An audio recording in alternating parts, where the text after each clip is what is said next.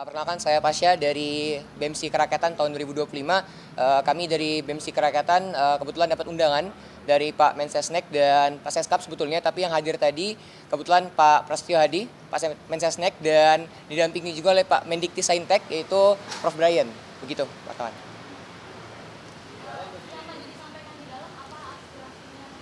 Kurang lebih sama dengan apa yang kami sampaikan kemarin di DPR.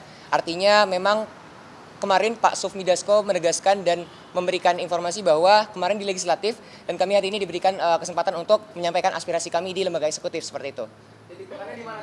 Oke, baik, titik tekan pertama mungkin kami menekan dengan keras bahwa untuk segera mensahkan RUU Perampasan Aset yang kemarin sudah kami sampaikan di DPR RI. Namun mungkin untuk hari ini kami segera secara lantang juga atas nama BEMSI Kerakyatan menyampaikan bahwa kami dengan tegas untuk menuntut dan menekan Bapak Presiden Republik Indonesia untuk segera membentuk tim investigasi terkait dugaan makar. Seperti itu, kawan-kawan. Tanggapannya cukup baik. Tadi kami diberikan waktu kurang lebih, nanti belum tahu ya waktunya berapa, tapi tadi Bapak Mensesnek sudah memberikan respon yang cukup positif dan segera akan disampaikan ke Bapak Presiden. Kebetulan memang tadi sebetulnya Pak Presiden ingin menemui kami, namun ada acara maulid di Istiqlal kebetulan. Iya? Belum sempat ketemu sama Pak Presiden.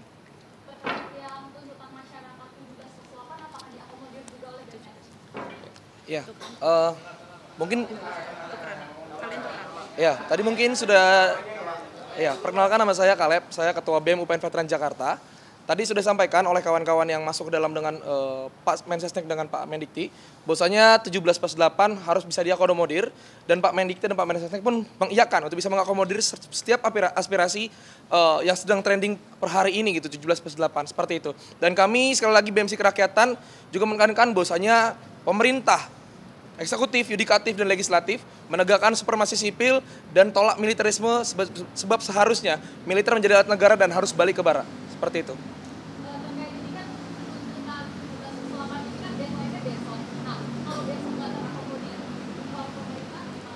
Iya, per hari ini sebenarnya kami menemui Bapak Menteri, Pak Mensesnek dan Pak Mendikti. Bukan berarti ini kemenangan yang sudah mutlak bagi kami, tetapi harus ada pengawalan yang jelas gitu.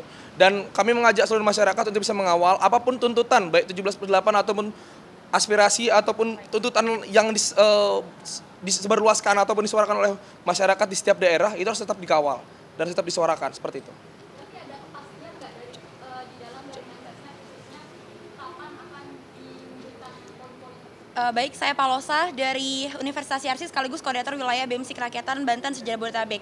Untuk kepastian waktu kami belum bisa memastikan sendiri karena dari Bapak Mensesnek dan Bapak Mendikti Saintek itu juga pasti akan mengakomodir segala tuntutan masyarakat dan akan dilakukan dalam waktu ataupun tempo secepat-cepatnya. Artinya apapun tuntutannya per hari ini kita sampaikan langsung ke lembaga eksekutif pun harus tetap masyarakat dan kami rekan-rekan mahasiswa kawal. Kalau misalnya tuntutan ini tidak dilaksanakan sampai dengan waktu, apakah akan melakukan demonstrasi atau tadi sempat tidak demo dari BEMSI Kerakyatan? Oke, untuk tidak ada kejelasan tersendiri gitu untuk demonstrasi dan tidak ada juga untuk menahan tidak demo dari Bapak Menteri di dalam gitu. Artinya apapun tuntutan yang kita sampaikan itu sudah diterima dengan baik dan akan dilakukan dalam tempo secepat-cepatnya. Tentunya perlu pengawalan tersendiri dari kami selaku masyarakat dan mahasiswa. Kurang lebih seperti itu. Assalamualaikum warahmatullahi wabarakatuh. Selamat malam rekan-rekan pers sekalian. Terima kasih atas kehadirannya yang membersamai rakyat Indonesia yang menjalankan demokrasi ini. Kami kawan-kawan Cipayung hadir di Sekretariat Negara atas tindak lanjut dari forum aspirasi yang dibuka oleh DPR kemarin. Kami hadir di sini bersama kawan-kawan di sini dan beberapa poin tuntutan yang kami sampaikan di DPR secara umum kami sampaikan pada Sekretariat Negara selaku perwakilan pemerintah. Beberapa yang menjadi titik fokus kami adalah bagaimana kawan-kawan aktivis di seluruh daerah dan seluruh kabupaten kota bisa tidak ada yang dilakukan kriminalisasi. Pembebasan aktivis ini tentu menjadi tujuan pokok kami. Lalu yang berikutnya adalah mengenai bagaimana tim investigasi harus dibentuk oleh Presiden, dan berikutnya adalah kebijakan-kebijakan yang berpihak kepada masyarakat, misalnya pajak dan lain sebagainya, agar tidak dinaikkan oleh Presiden dan pemerintah, seperti itu. Kawan-kawan yang lain silakan. Ya, Baik. Rishad dari DPP GMNI, Ketua Umum. baik, jadi kami menambahkan, jadi tadi kami mengusulkan bahwa sebagai langkah konkret untuk tidak ada kriminalisasi dan pemukaman suara aktivis, jadi kita sama-sama membuat report dan krisis desk untuk kita sebagai civil society, khususnya organisasi-organisasi ini, mengumpulkan temuan-temuan yang ada di seluruh kabupaten kota yang ada di Indonesia, karena kami ketepatan organisasi yang ada di nasional, tentang kriminalisasi oleh aktivis. Nah, pengumpulan itu kemudian tadi pemerintah juga sudah setuju untuk akan dibantu proses pengeluarannya. Itu. Dan yang kedua, tentunya kami dari organisasi mahasiswa juga menekankan serius kepada pemerintah untuk bersungguh-sungguh melakukan perbaikan institusi publik. Untuk bersungguh-sungguh melakukan perbaikan institusi publik dan memberikan atau membuat institusi publik yang inklusif, yaitu institusi publik yang menyerap aspirasi masyarakat dan mendistribusikan hak. Jadi itu yang kawan-kawan tadi sampaikan di dalam. Sedikit menambahkan dari dua kawan saya yang tadi kami juga sampaikan. Saya Handi Muharam, Ketua Umum PB HMI MPO. Kami menyampaikan juga tadi bahwasanya pemerintah harus berkomitmen secara bersama-sama menegakkan supremasi sipil. Kemudian kami juga menyampaikan agar pemerintah segera melakukan reformasi Polri sebagai komitmen penegakan supremasi sipil. Dan yang terakhir, pemerintah juga harus membersamai legislatif untuk segera mengesahkan undang-undang perampasan aset dengan menyelesaikan KUHAP sebagai bentuk pengejawantahan komitmen Presiden Republik Indonesia dalam pemberantasan korupsi. Sekian. Ada mau nambahin?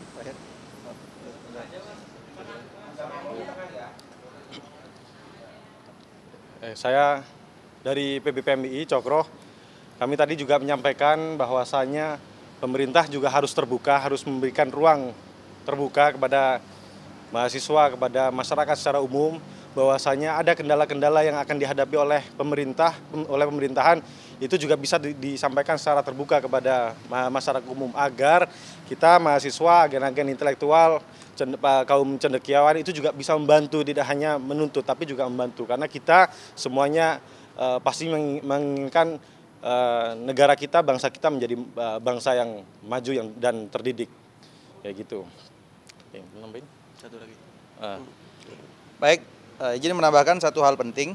Saya Wayan Darmawan, Ketua Umum Pimpinan Pusat Kesatuan Mahasiswa Hindu Dharma Indonesia.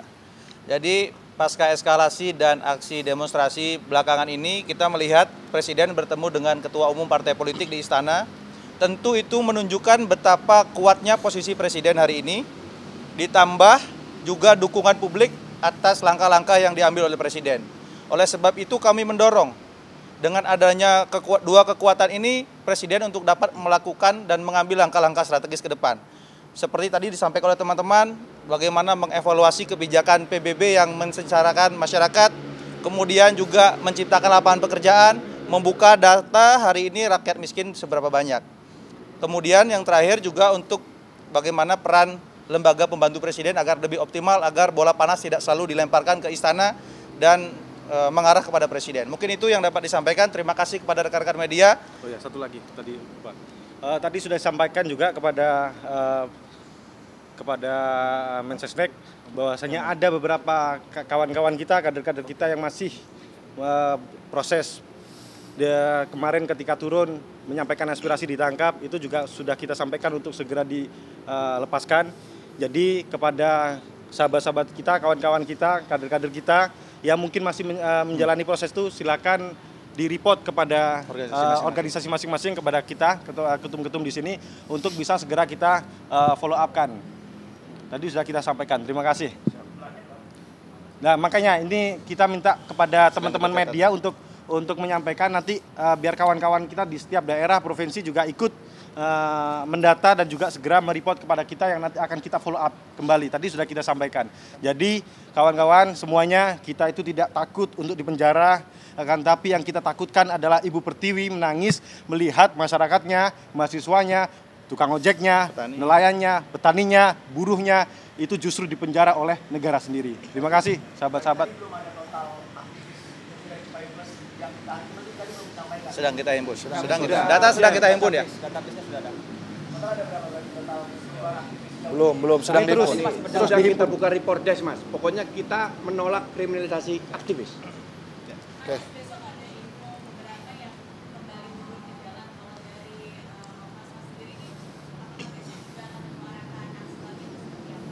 Banyak nih. Banyak masing-masing itu. Masing-masing. Tergantung dari organisasinya, Pak. Pastinya di setiap organisasi kita terus melakukan kajian-kajian, Mas. Nanti ada RTL-nya masing-masing juga. Nanti pasti juga disampaikan juga. Baik. Mungkin satu lagi lah.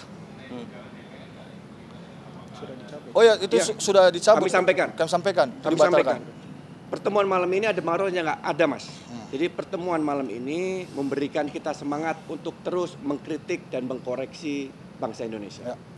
Terima kasih. Karena beliau sampaikan bahwa kritik dan koreksi adalah bentuk kecintaan masyarakat terhadap negara. Ya. Itu hasil dari pemerintah atau tanggapan dari pemerintah kayak gimana? Tanggapan. Ya, karena forum ini adalah Rishad, Ketua Umum DPP GMNI. Karena forum hari ini adalah forum tindak lanjut atas pertemuan kami yang di DPR kemarin, maka ini adalah bentuk penyerapan aspirasi dari pemerintah itu sendiri yang berkolaborasi dengan DPR tentunya. Kajian-kajian sudah kami serahkan sebagaimana di DPR kemarin dan kami ulangi kembali di dalam kantor tadi, seperti itu. Ya.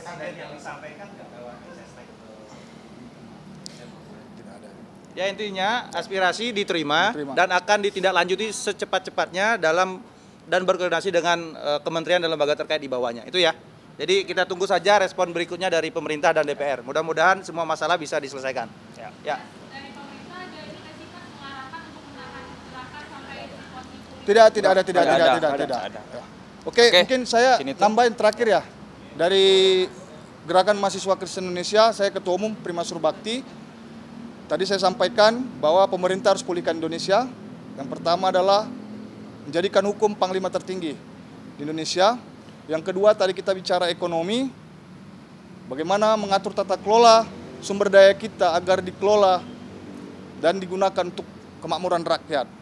Jadi tadi juga kita banyak sampaikan bahwa bagaimana pemerintah bisa mengatur untuk kemakmuran rakyat, bagaimana tadi juga kita cerita tanah kita dikuasain oleh pihak swasta, bagaimana juga kita impor beras, impor minyak dan semua.